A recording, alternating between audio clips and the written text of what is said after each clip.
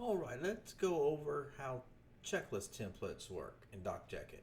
So here's the main login screen when you get in. You go to templates over here, right? Now once you're in here, you got a lot of things you can do. These are like all the templates basically, and they're all reusable. So here we got checklists. So here we got a bunch of shared checklists, right? And these are all, like different by state, and by buyer side and seller side is the general overview of kind of where we see we got a bunch of different states here. These are all shared with everybody. Everybody gets these. Now, if you want to use one of these, you can. So you can say, okay, I'm not California. I don't do anything in California, but I'm in Indiana, and I want to make a copy of this template and use it, or I want to edit this. Because if you go in here and try to edit it, it won't let you. It'll say this is a system template, right?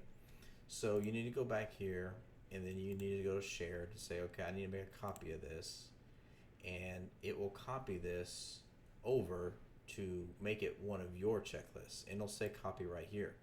And you can change the name of this if you want. If you like the copy there, right? You can name it, and you can redo this however you want.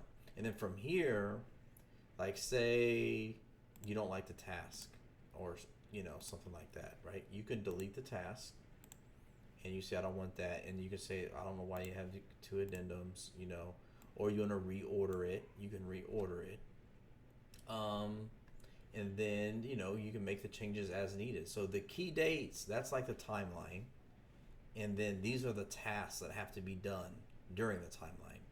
So that's kind of the relationship between these two.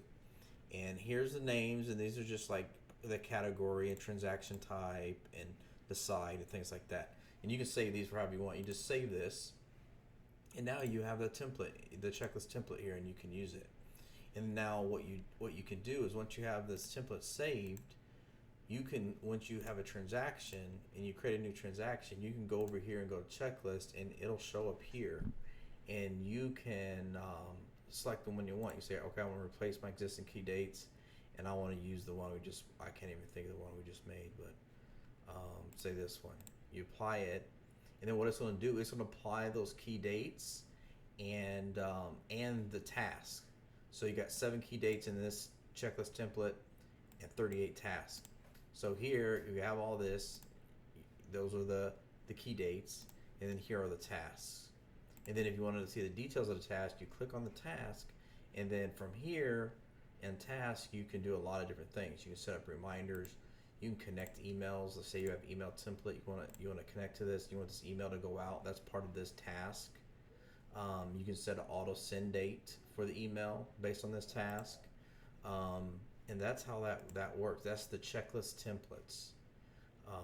Hopefully that makes sense. Also, when you got the key dates here, these are tasks that are connected to this key date. So when we're under contract, we need to do these tasks.